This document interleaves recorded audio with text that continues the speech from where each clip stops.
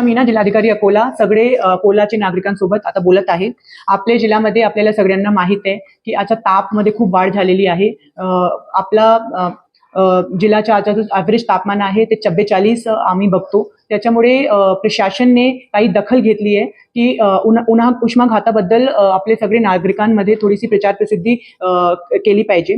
त्याच्यासाठी आपले जो प्रादेशिक मौसम विभाग नागपूरची सूचना आम्हाला दिली जात आहे ते त्याची आम्ही ब्रॉडकास्टिंग करतो। सगळे वर्तमानपत्र आणि सोशल मीडिया प्लॅटफॉर्मवर त्याची माहिती आम्ही टाकतो। तसंही आम्ही जो डू आणि डोंट हा कालावधीमध्ये काय केला पाहिजे आणि काय नाही केला पाहिजे असा SOP आपल्याला भेटला आहे। ते SOPची प्रचार प्रसिद्धी होर्डिंग पॅम्पलेट याच्याप्रमाणे आम्ही केलेली आहे। आपले जो PHC आहात तिथे आम्ही ते याची प्रसिद्धी केलेली आहे।